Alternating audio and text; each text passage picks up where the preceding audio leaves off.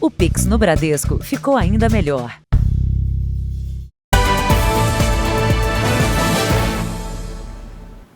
Olá, boa noite. Começamos o Jornal da Record com uma inversão curiosa no esquema do tráfico internacional de drogas. Desta vez, o produto veio da Europa para o Brasil e não o contrário. A polícia do Rio de Janeiro apreendeu cerca de 2.700 comprimidos de êxtase. Um traficante foi preso em flagrante. A droga tinha um destino certo: as festas de música eletrônica. A polícia interceptou o traficante quando ele iria fazer uma entrega. A droga estava no carro, já embalada, pronta para distribuição. Os comprimidos estão avaliados em R$135 mil. Aaron Mozart Valentim da Silva, de 24 anos, foi preso em flagrante. Ele não tem passagem pela polícia. De início, ele negou ser vendedor de droga. Na verdade, ele falou que era um consumidor e estava ali para comprar. Porém, ao realizar uma busca no veículo, foi encontrada uma grande quantidade de comprimidos de êxtase.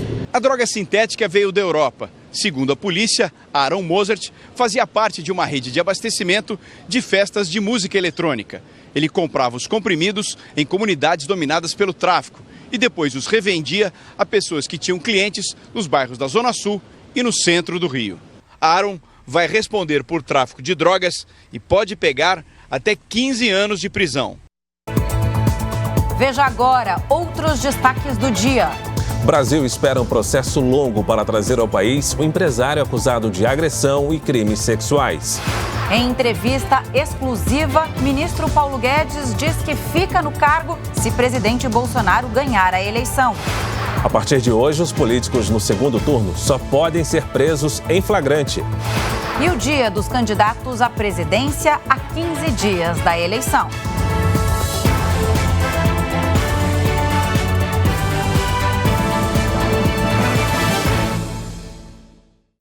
Oferecimento: o Pix no Bradesco está ainda melhor. Experimente.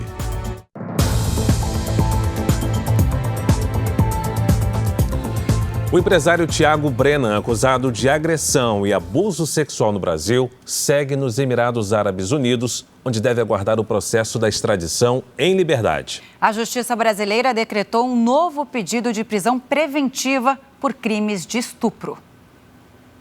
O empresário Thiago Brenan, de 42 anos, foi solto pela Justiça dos Emirados Árabes depois de pagar fiança. O valor não foi divulgado.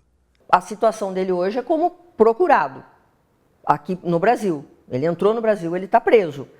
A situação dele lá fora é detido, respondendo a um processo de extradição em liberdade porque pagou uma fiança.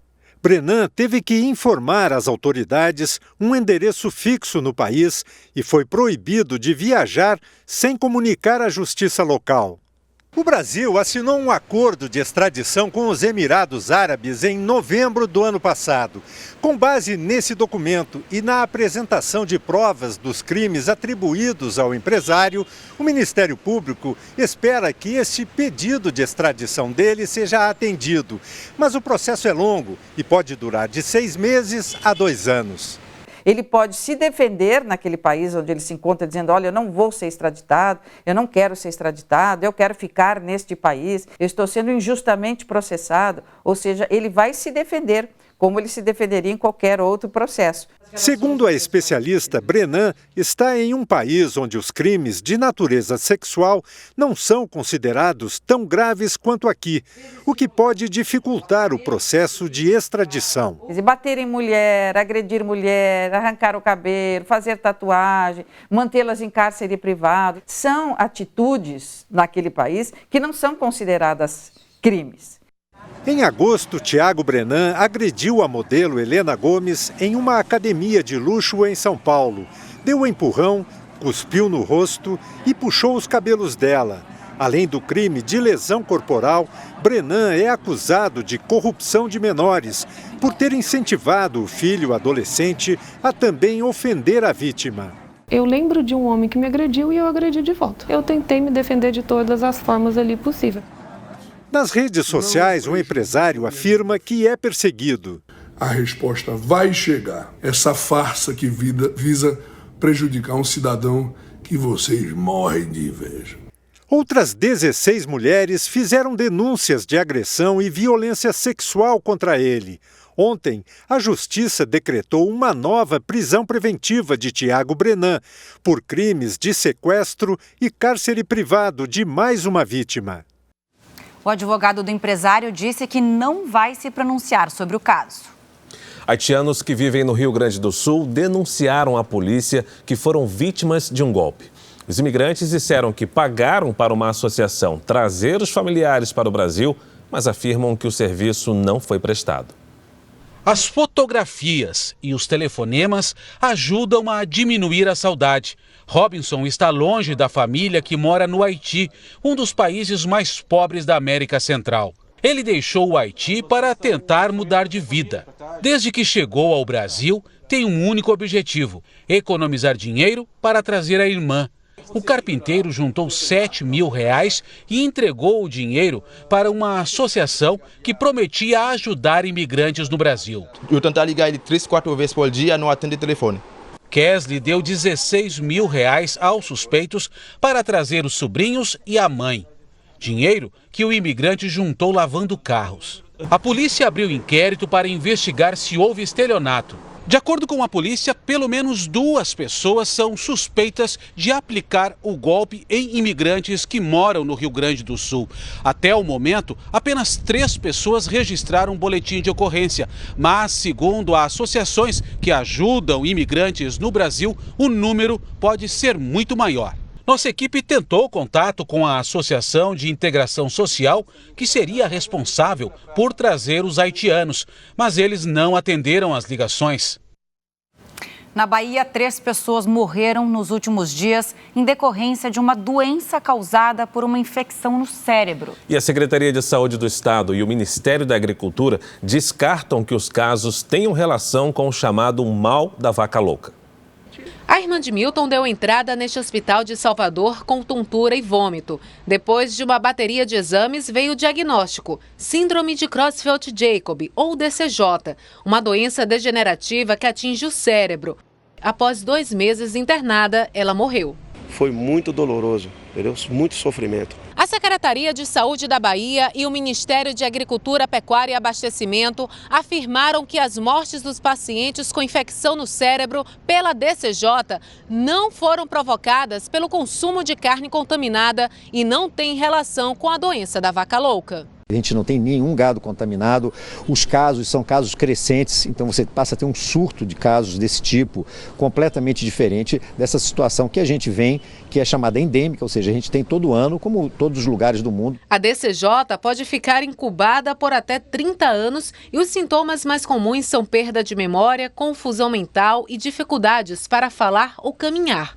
Existem 4 tipos da doença. A mais comum afeta 85% dos infectados. Não tem causa conhecida e não há confirmação de que possa ser transmitida de uma pessoa para outra.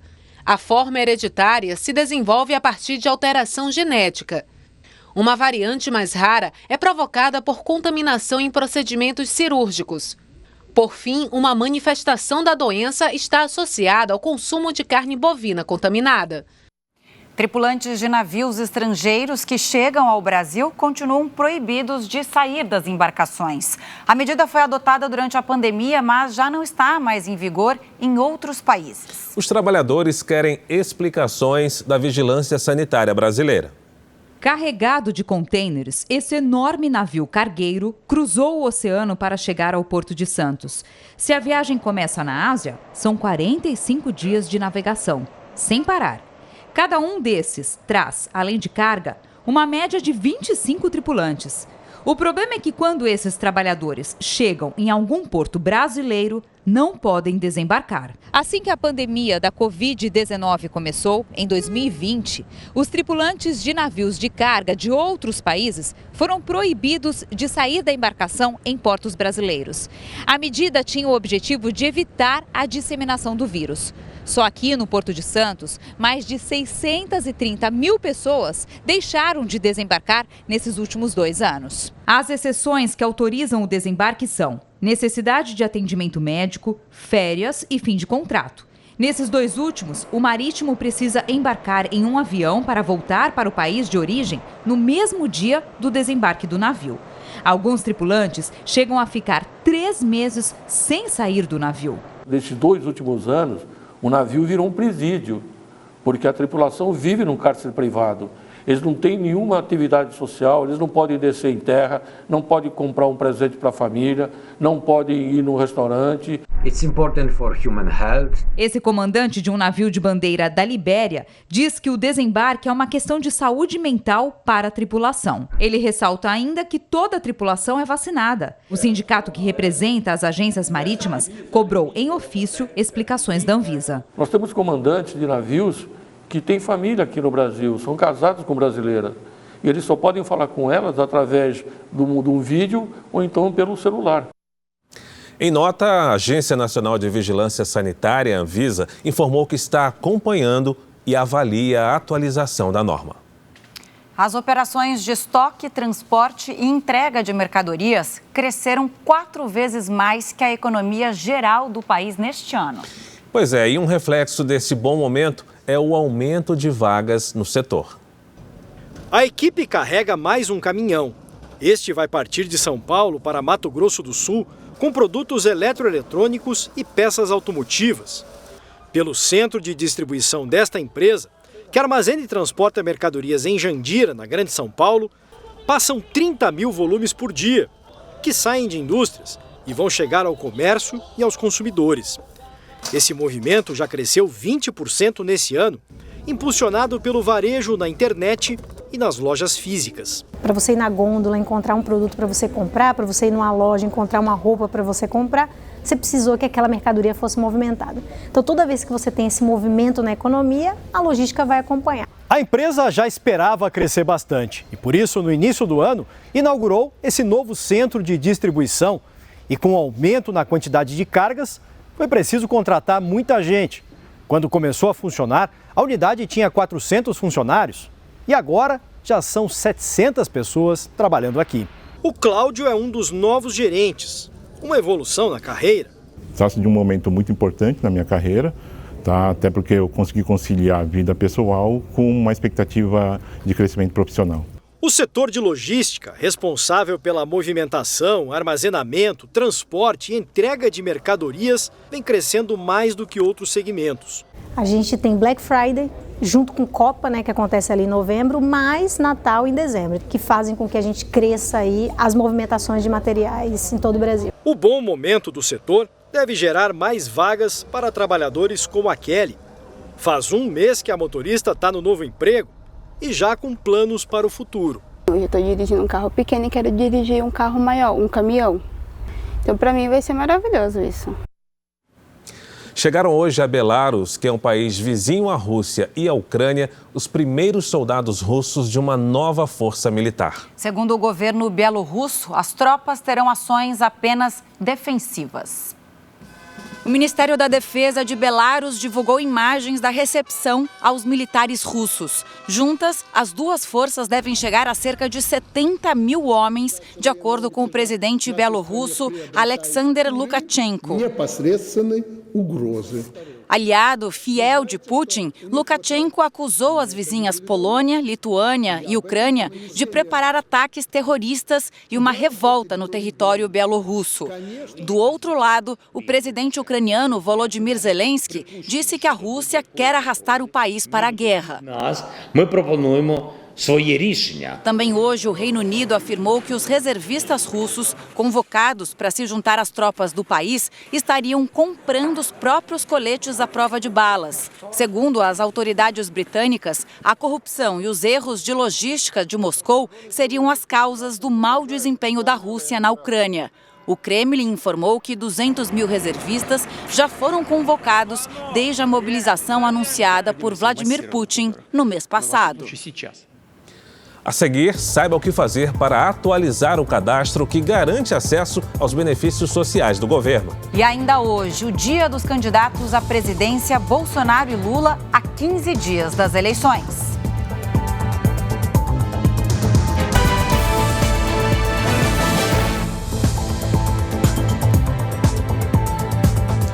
A prorrogação do prazo para a atualização do cadastro único deu um alívio a quem precisa de benefícios do governo. 1.400.000 brasileiros devem atualizar o cadastro para evitar o bloqueio de benefícios, como o Auxílio Brasil. As famílias com o cadastro único desatualizado desde 2016 e 2017 agora têm até a metade de novembro para colocar os dados em dia. Antes do prazo ser prorrogado, filas se formaram para atualizar as informações. O governo convocou 1.400.000 famílias para a revisão cadastral. Mais de 750 mil são beneficiárias do Auxílio Brasil. De acordo com o último levantamento do Ministério da Cidadania, 236 mil ainda precisam terminar a atualização. O cadastro é necessário para o recebimento de programas sociais do governo. A atualização é periódica, mas ficou travada por causa da pandemia, o que causou problemas agora. Para não perder os benefícios, é possível usar o aplicativo do Cadastro Único, quando não houver nenhuma mudança a ser feita. Nos outros casos, a orientação do Ministério é agendar por telefone ou pelo próprio aplicativo. Quem for convocado para a conferência ou revisão dos dados deve ir a um Centro de Referência de Assistência Social, o CRAS, ou a um posto de atendimento do Cadastro Único do município. Além do Auxílio Brasil, o Cadastro Único também guarda dados de cidadãos que participam da tarifa social de energia elétrica, do programa Casa Verde e Amarela e do Auxílio Gás, por exemplo. As famílias que atualizaram os dados em 2018 ou 2019 vão ser convocadas nos próximos anos. O fim de semana começa com temperaturas baixas no centro-sul do país e calor acima dos 30 graus com baixa umidade no centro-norte. As informações com a nossa Lidiane Sayuri. Lid, boa noite para você. Alguma previsão de equilíbrio nas temperaturas e chuva pelo país? Olha, Camila, o equilíbrio está longe, viu? Mas vamos lá. Boa noite para você. Fara, muito boa noite. Boa noite a todos que nos acompanham. Neste domingo, esse cenário permanece ainda mais reforçado. Temos muitas nuvens carregadas entre os litorais do sul e do sudeste e sobre a região norte. Se não bastasse essa nebulosidade toda, uma nova circulação de ventos aparece na costa da região sul para ajudar na produção de nuvens de chuva. Tem alerta de chuva com raios sobre o litoral do Rio Grande do Sul e entre os estados de Santa Catarina e do Paraná. Chove forte também lá no norte, sobre o Amazonas.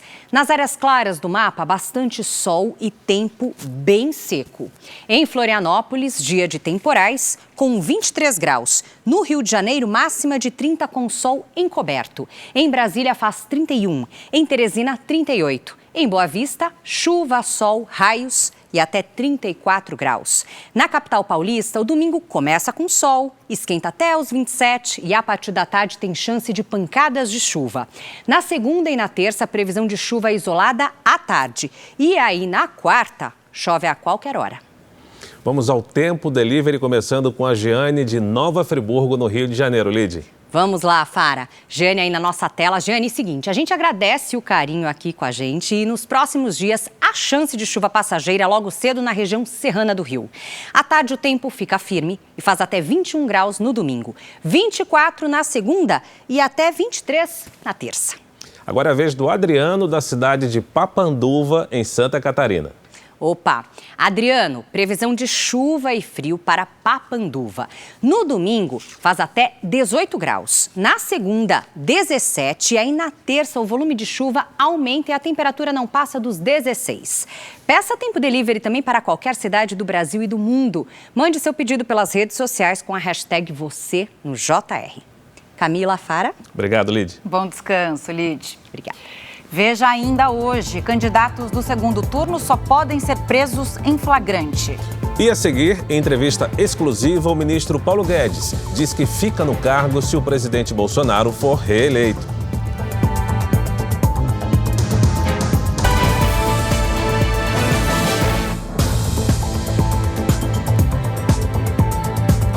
O ministro da Economia, Paulo Guedes, encerrou hoje uma série de compromissos em Washington, nos Estados Unidos. Em entrevista exclusiva ao Jornal da Record, ele fez um balanço da viagem e garantiu que, em caso de reeleição do presidente Jair Bolsonaro, fica no cargo.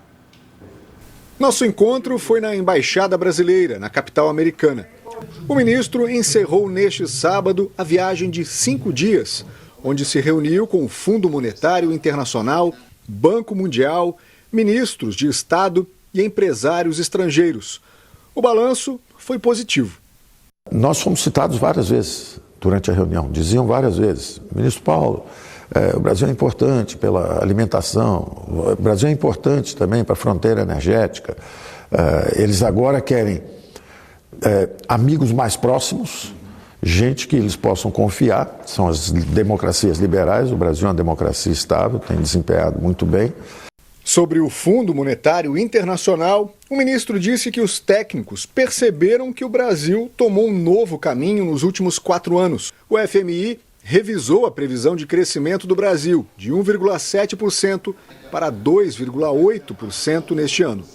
Nós mudamos o eixo de crescimento, que eram os investimentos públicos, e nós fomos em direção aos investimentos privados. Uma avalanche de investimentos privados. Então, e todo mundo está usando modelos antiquados, prevendo que o Brasil ia parar de crescer porque os investimentos públicos estão com dificuldades. Os governos anteriores quebraram o Estado brasileiro. E ao mesmo tempo que nós estamos mudando o eixo de crescimento, nós estamos fazendo também políticas sociais justamente com muita sensibilidade. Com preços em queda, o ministro prevê que a inflação termine o ano em 5,5% e para 2023 acredita que fique em 5%. Para ele, o Brasil vai crescer mais que a média das 20 maiores economias do mundo. Já o Brasil, que é um especialista em sobrevivência, né, porque a hiperinflação, moratória externa, congelamento de preços, sequestro de ativos, recessão de 3,5%, sem Covid, sem nada.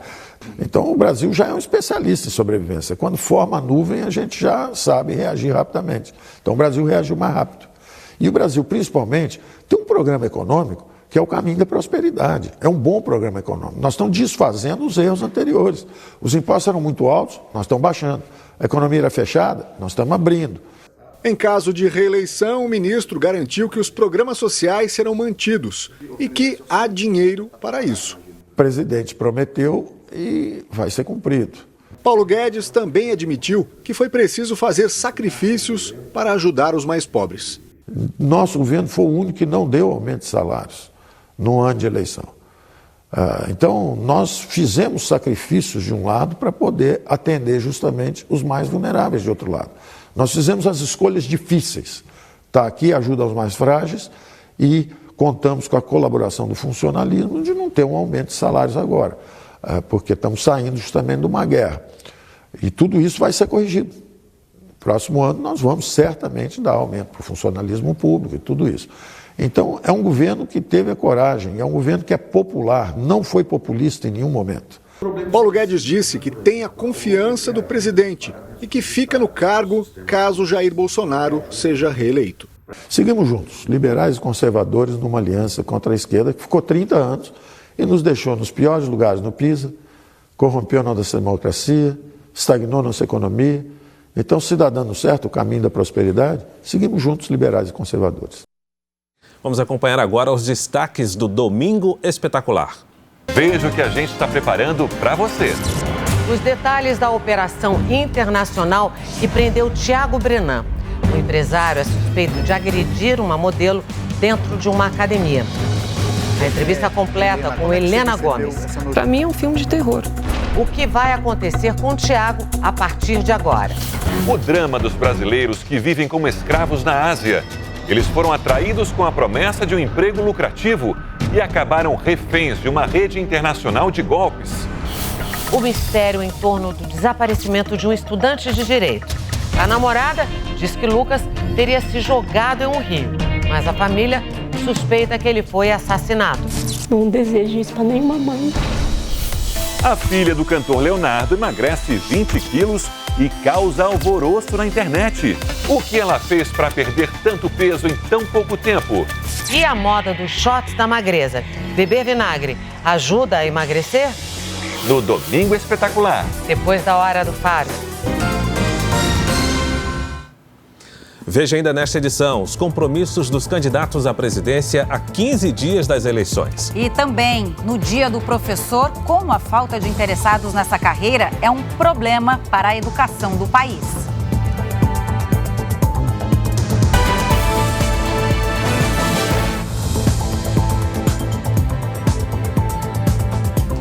Na China, começou o 20º Congresso do Partido Comunista, que deve garantir o terceiro mandato de Xi Jinping.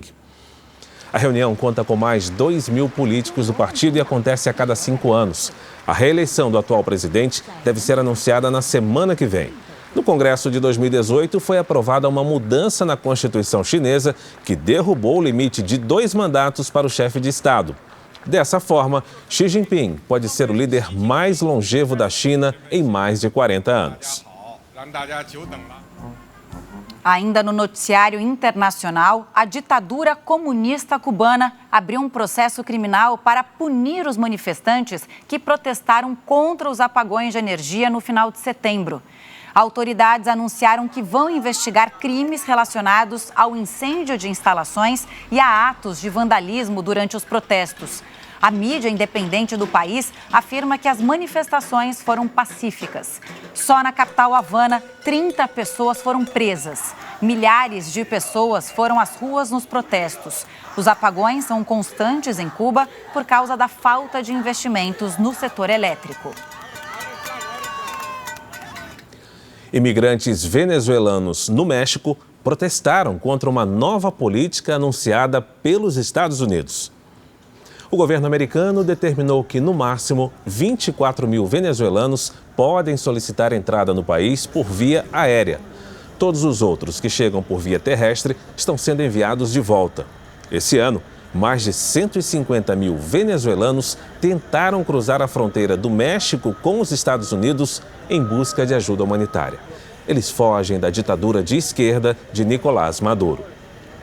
A Justiça do Peru liberou a esposa do presidente de esquerda, Pedro Castillo, para viajar ao exterior. Mas dentro do país, ela terá que dizer onde está. A primeira-dama Lilia Paredes deverá informar a movimentação dentro do Peru para a Justiça. A promotoria, que achou a medida contraditória, disse que vai recorrer da decisão. Ela e o marido estão sendo investigados pelos supostos crimes de lavagem de dinheiro e corrupção. Castillo enfrenta 6 denúncias e corre o risco de ser afastado do cargo. O Jornal da Record faz uma pausa para o horário eleitoral. Voltamos logo em seguida com mais JR para você.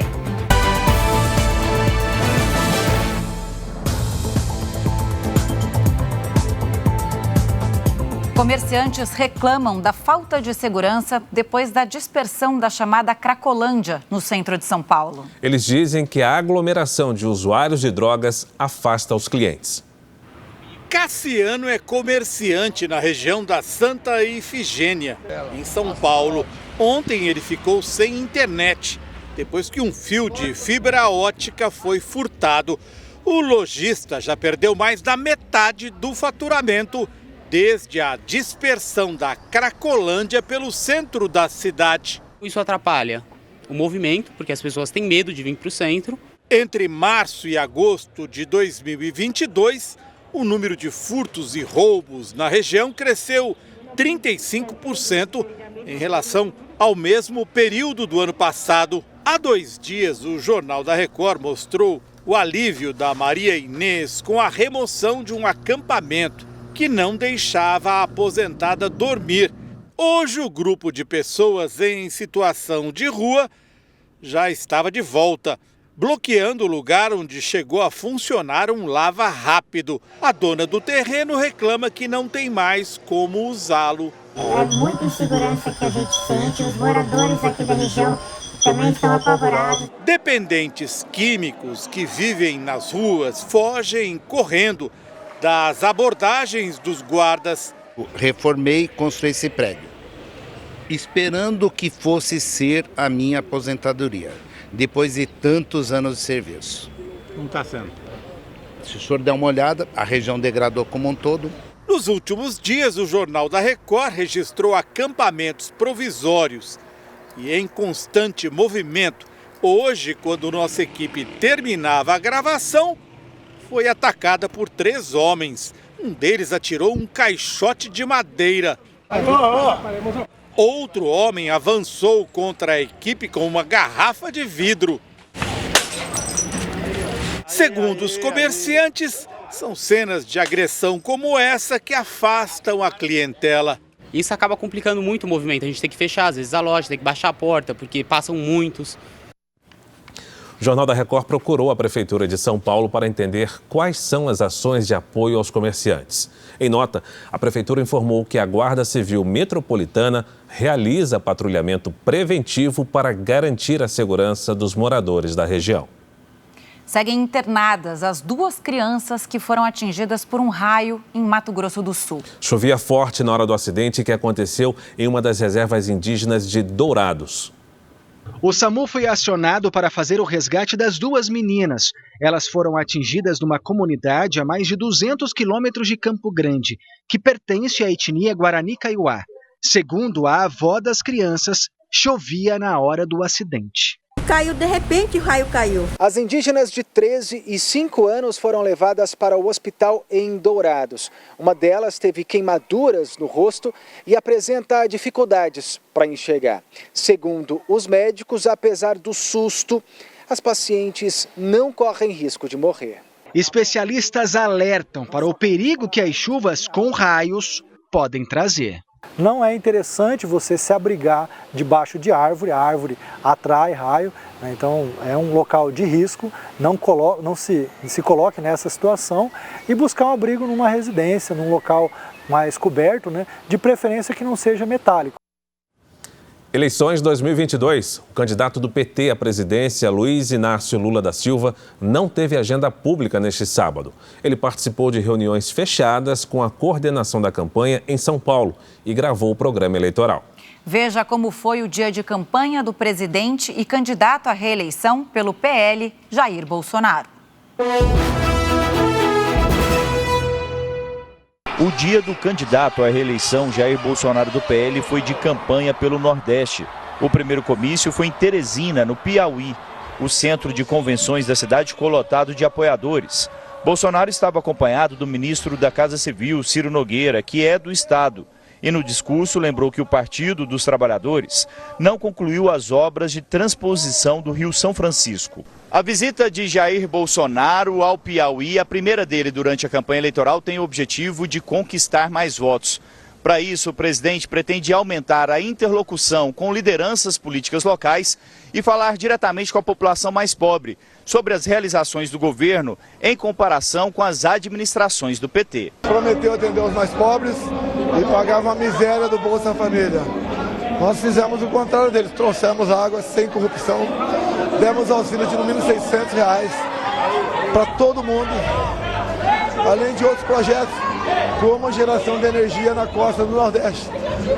Ou seja, o nosso governo, mais do que mostrar o que já fez, também sinaliza o que será feito no futuro.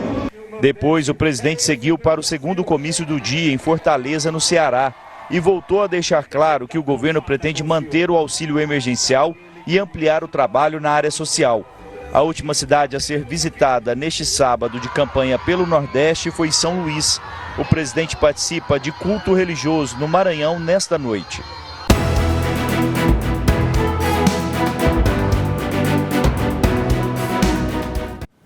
O primeiro turno das eleições foi marcado por longas filas. Para o segundo, o TSE acredita que o problema vai ser menor. Pois é, os mesários estão sendo orientados a abrir mão da biometria em caso de atrasos. Foi assim em várias partes do Brasil no primeiro turno. Filas e mais filas para conseguir votar. Quem passou por isso não gosta nem de lembrar como foi. Foi o caos. Filas quilométricas, mudaram a escola, foi para uma outra escola e o lugar da fila também era um lugar sem ventilação nenhuma. Apesar disso, o eleitor está otimista para o segundo turno e já tem até tática para evitar uma espera muito longa. Parece que todo mundo foi no mesmo horário, resolveu num horário só. Aí à tarde pode ser que seja mais tranquilo e vou depois. Uma das razões para a demora e a formação de longas filas no primeiro turno das eleições foi a biometria. Para o segundo turno, os mesários estão sendo orientados a deixar de lado a coleta biométrica, caso seja necessário. A orientação do Tribunal Superior Eleitoral é que o eleitor tenha no máximo 3 tentativas para fazer o registro biométrico. Caso a biometria siga com problema, o mesário vai pedir para o eleitor assinar o caderno de presença da eleição. Sem a biometria, ele vai ter que assinar para provar que ele votou. Então não vai fazer diferença. E o mesário tem que ser ágil para ser rápido aí nesse momento e, se não estiver conseguindo a biometria, já passar o eleitor para o voto. A Justiça Eleitoral tem disponibilizado videoaulas para os mesários. Eles terão que orientar os eleitores a terem em mãos todos os documentos necessários para entrar na sessão. Outra orientação que foi passada para os mesários é sobre a logística das zonas eleitorais. A Justiça está pedindo, coloque uma sessão mais distante da outra para evitar a aglomeração. Mesmo com todos os problemas, mais de 123 milhões de pessoas compareceram às urnas no primeiro turno, o que mostra como o brasileiro considera importante o ato de votar. A minha parte eu vou fazer. Dia 30 eu vou separar para estar votando e elegendo o candidato que eu quero para o meu país. Neste sábado, os candidatos ao governo do Rio Grande do Sul fizeram campanha com apoiadores no interior do estado. Eduardo Leite, do PSDB, participou de uma reunião com empresários que produzem arroz em Pelotas, no sul do estado. Ele visitou uma plantação e disse que, se for eleito, vai analisar as demandas do setor. Depois, o tucano acompanhou um rodeio em Vacaria. Onyx Lorenzoni, do PL, esteve em um encontro com apoiadores em Passo Fundo, no norte gaúcho. Ele posou para fotos com eleitores e discursou ao lado da esposa. À tarde, Onyx participou de uma carreata em Caxias do Sul, na Serra Gaúcha. Vamos ver agora o dia dos candidatos ao governo do Amazonas. O governador e candidato à reeleição, Wilson Lima, do União Brasil, prometeu apoio às famílias atingidas pelo desabamento de uma ponte e confirmou o repasse de R$1,5 milhão na compra de alimentos. Esses produtos serão destinados para as famílias desses alunos e também para aquelas instituições já cadastradas nas nossas secretarias que cuidam da questão social. O candidato Eduardo Braga, do MDB, recebeu hoje o apoio do candidato derrotado a vice-governador Beto Miquiles, do PSDB. Eu agradeço os apoios que eu tenho recebido, o apoio do Beto, o apoio de milhares de pessoas que têm me procurado e manifestado o seu apoio. O Tribunal Superior Eleitoral deu 3 dias para que o Conselho Administrativo de Defesa Econômica, o CAD, e o ministro da Justiça, Anderson Torres, expliquem a intenção de investigar os institutos de pesquisas eleitorais. O repórter Matheus Escavazini tem as informações para a gente. Oi, Matheus, boa noite. Boa noite, Camila, Fara. De acordo com o corregedor-geral do TSE, o ministro Benedito Gonçalves, no pedido de investigação do CAD, há possível uso da máquina federal para fins eleitorais. Já sobre o inquérito que chegou a ser aberto pela Polícia Federal, o corregedor afirma que é necessário conhecer as circunstâncias do caso. O Ministério da Justiça informou que não vai se manifestar sobre a decisão do TSE. Também entramos em contato com o CAD, órgão do governo responsável por proteger a livre concorrência, mas não tivemos retorno. O presidente do TSE, ministro Alexandre de Moraes, barrou os inquéritos na última quinta-feira. A medida foi bastante criticada por juristas e especialmente pelo presidente Jair Bolsonaro, sob o argumento de que a competência desse tipo de investigação é da Justiça Eleitoral. Camila, Fara. Obrigada, Matheus. A partir de hoje e até 48 horas após as eleições, os candidatos que disputam o segundo turno não podem ser presos. A única exceção é em caso de flagrante. A medida faz parte do Código Eleitoral e vale para os 2 candidatos que concorrem à presidência, além dos outros 24 que disputam vagas para o governo dos estados. Também não podem ser presos fiscais eleitorais, mesários e delegados de partidos. O sábado foi marcado por encontro de mulheres com valores conservadores em várias cidades do país. Em Brasília, a reunião foi na esplanada dos ministérios. Mulheres de todas as idades estiveram em frente ao Congresso Nacional e cantaram um tema a favor da paz. Em João Pessoa, na Paraíba, a primeira-dama Michele Bolsonaro e a senadora eleita pelo Distrito Federal, Damares Alves, participaram do evento em um shopping. A primeira-dama ainda compareceu à reunião em Natal, no Rio Grande do Norte. A nossa alegria hoje é de estar aqui junto com esse time maravilhoso que Deus levantou para abençoar a nossa nação. Uma motociata percorreu as principais ruas da cidade. No Japão, esta época do ano é marcada por festivais que comemoram a fartura da pesca. Mas por conta da pandemia, os eventos foram suspensos por 3 anos. Agora que as atividades foram retomadas, o problema é outro: a alta dos preços, que pegou muita gente de surpresa. Em anos anteriores à pandemia, milhares de pessoas costumavam se reunir neste bairro em Tóquio para participar do Festival do Sama, também conhecido como Agulhão do Japão, uma espécie de peixe marinho. Depois de 3 anos, o festival retorna com bem menos peixes. Geralmente, os organizadores doavam mais de 5.000 agulhões aos participantes, um número que nesta edição foi reduzido para 1.000. É que as mudanças climáticas prejudicaram a pesca no Japão. A quantidade de agulhão, salmão e lula pescados chegou ao mínimo em mais de 60 anos. O agulhão do Japão, ou sama, como eles chamam aqui, é um dos peixes mais populares deste país. É nutritivo e costumava ser muito barato. Antes, dava para comprar com uma moeda dessa, equivalente a R$ 3,50. Agora, nem pensar. Nesta loja, o preço triplicou.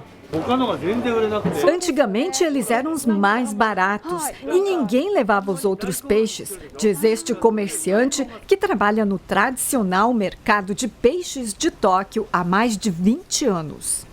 E andando pelas centenas de barracas, encontramos preços bem mais altos. Os agulhões vendidos aqui ainda são trazidos de Hokkaido, a região mais fria do Japão.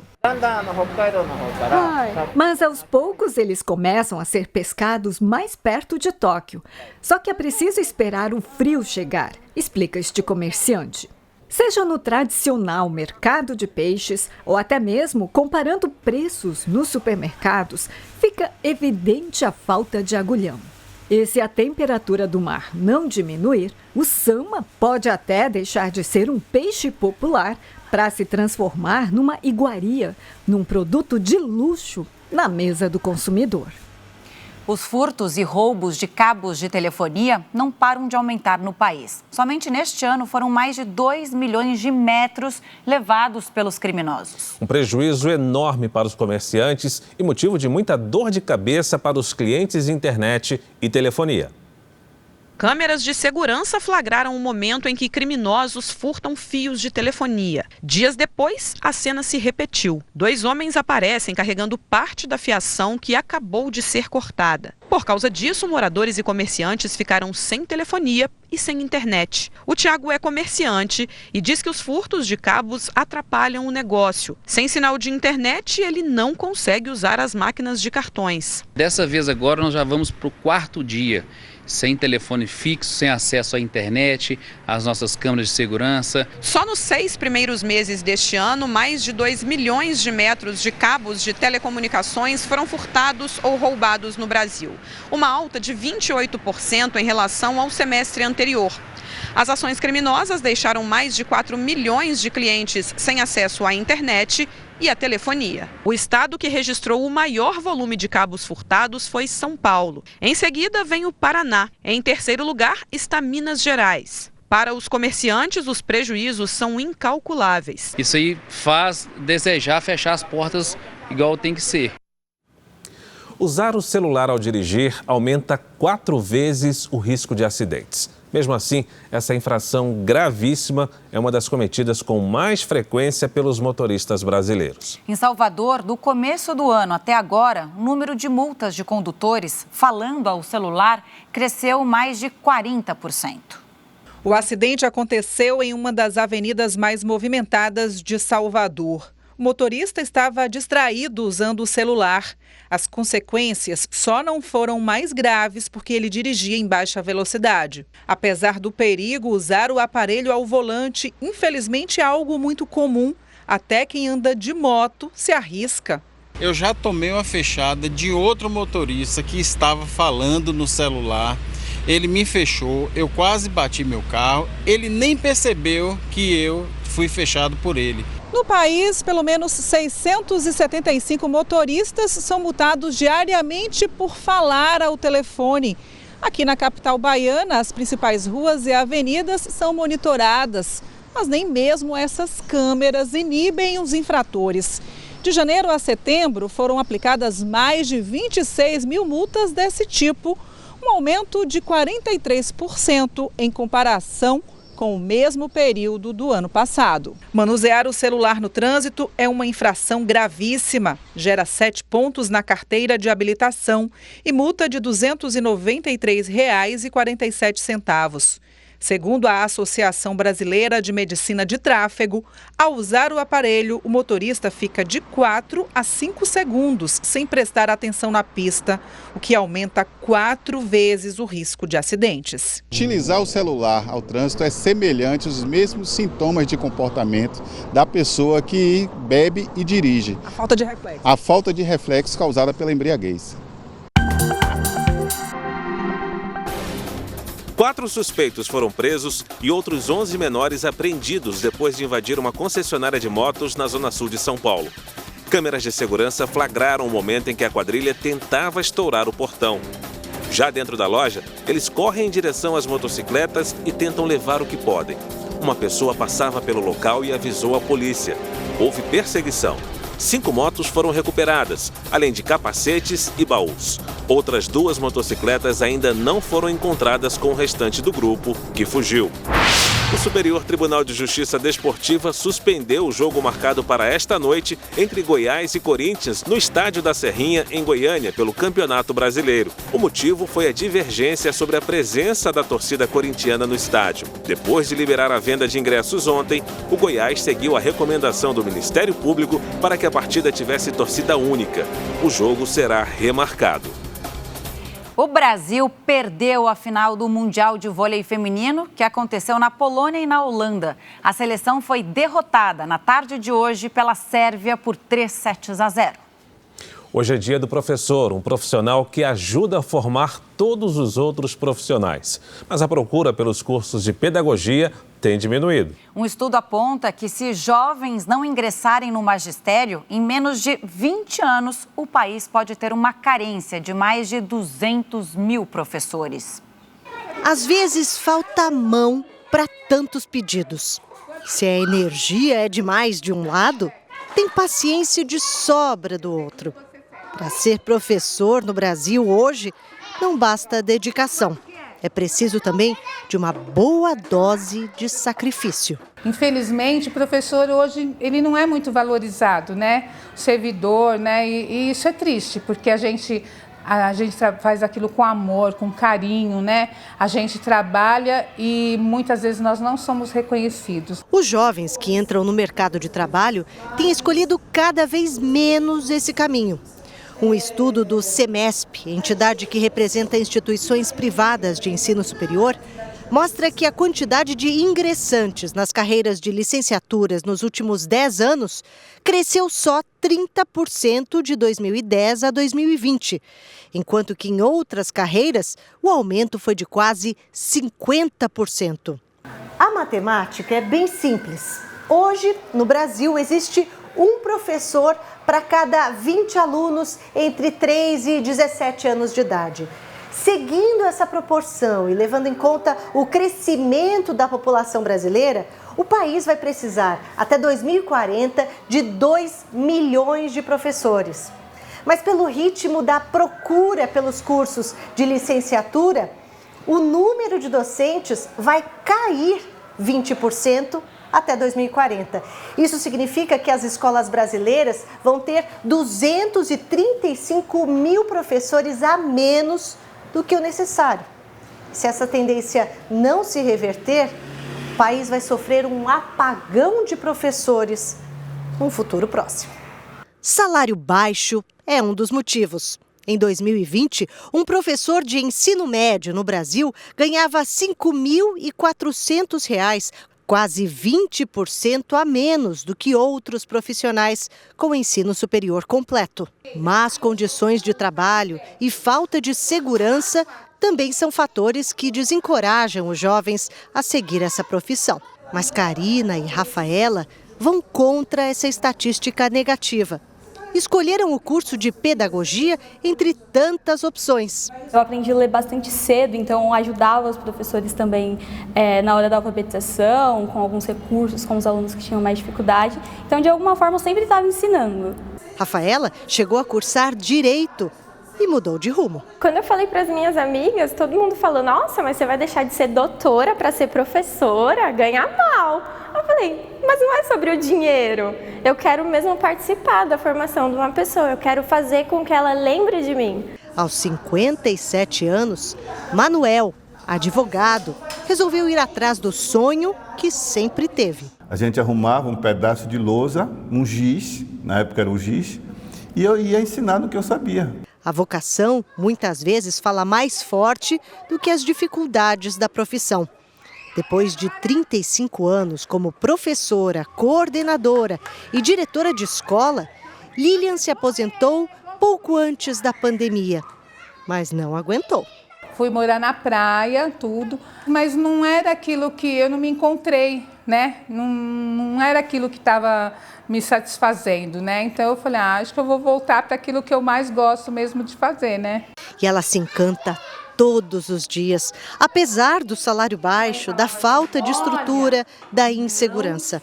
É que Lilian sabe que a presença dela nessa sala de aula pode fazer a diferença numa vida que só está começando. E eu tô aqui para ser o auxílio deles, né? Para ajudar. Eu sou a mão direita que vai ajudar eles a descobrir esse mundo. Jornal da Record termina aqui. A edição de hoje na íntegra e também a nossa versão em podcast estão no Play Plus e em todas as nossas plataformas digitais. Fique agora com os melhores momentos da série Reis. Boa noite para você. Uma excelente noite para você.